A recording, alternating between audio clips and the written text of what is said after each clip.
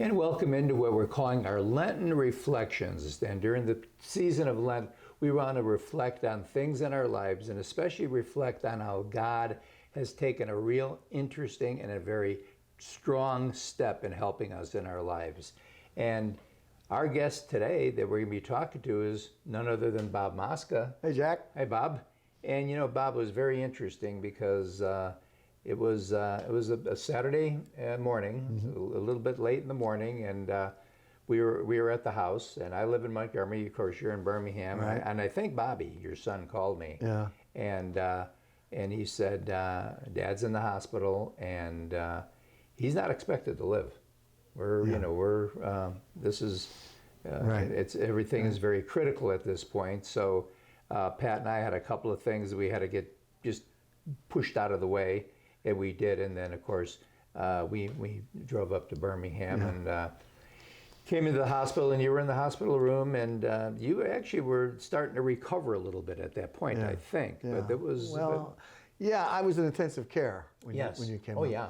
And basically, Jack, I've shared this with a few people, but not many, because sometimes you don't know how to share it. But we have this medium that we're on television. Sure. This is a perfect time to share it during the Lenten season, and with the other gentlemen and yourself that have also shared with us.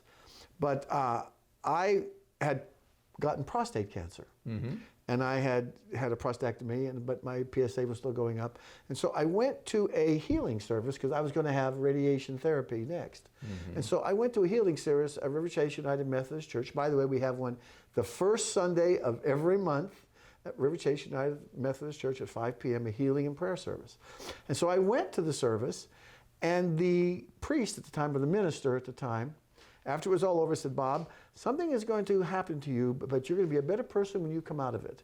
And don't worry about it." But he had this feeling. Oh, okay. Well, that Friday, I had to go in for some tests for the radiation therapy. And the nurse said, "We can't give you the injections, and we can't do it because your kidneys aren't working properly." So they rushed me to the doctor, urologist's office, which happened to be right next door to what was then Trinity Hospital in Birmingham. And we told him what was going on, and he said, "Get him into the hospital immediately." And they put me in the hospital immediately. It was a Friday. Right after Thanksgiving. Right. It was Friday right after Thanksgiving. And I was in the hospital in a regular room for about 20 minutes. And they came in, took blood tests, and they rushed me to intensive care. And I had something called sepsis, which is something that can kill you. It infects your entire body. Right. Well, I didn't know I had sepsis. I thought I had a kidney stone, which I also had a kidney stone. So I thought this was all about the kidney stone. And that was Friday. And then there was an internist, and then there was the urologist, and then there was the infectious disease doctor, and then there was the hospitalist. Had these 4 doctors. I'm thinking, for a lousy kidney stone? What's all this mess? Well, Saturday, Jack, my sisters show up. One from California, one from Arizona. And then you and Pat show up. Right. And my friend Chuck shows up. And all these people were showing up to talk to me. And I'm thinking, for a kidney stone?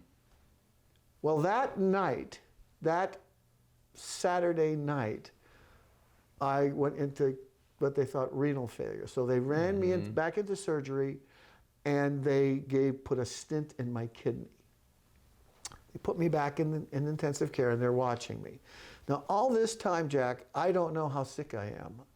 It doesn't dawn on me that my sisters are here visiting me from California and Arizona. You're coming. It doesn't dawn on me what they're all doing there, because I was pretty much drugged up anyway. Sure. So I went to sleep, and about 2 o'clock in the morning, it seemed, would be a Sunday morning now, the nurse comes in, and she says, "Is there something I can get you?" And I said, "I'm so thirsty." Now, I had been praying. Now, as most of you know, I go to a Methodist church and I have for the last 15 years. But I used to be a Roman Catholic. So I was kind of praying the rosary while I was lying in bed. You know, Right.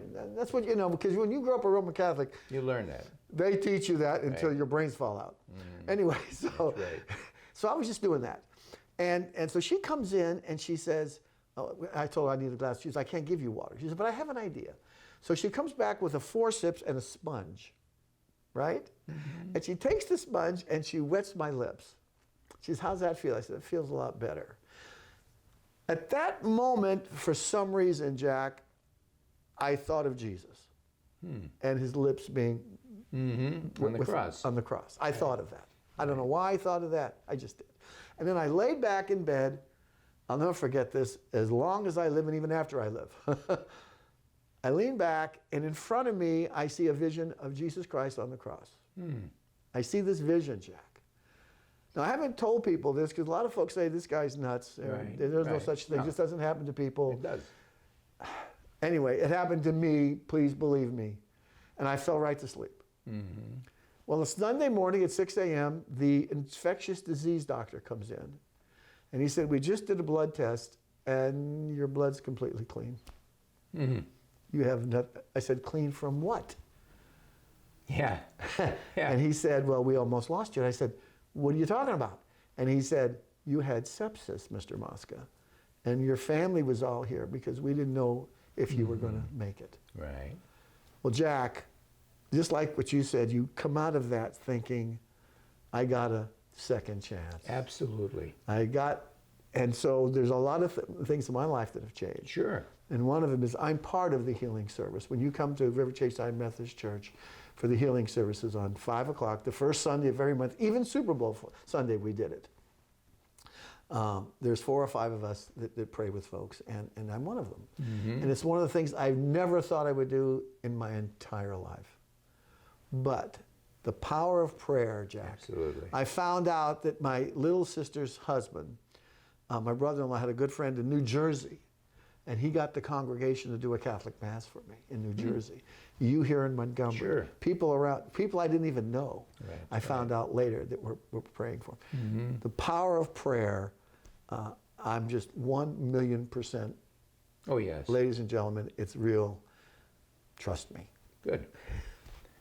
Thank you for sharing that. And we need to let our audience know, as Bob said and I've said, everyone says, the power of prayer is what we need for ourselves, more importantly, for our country.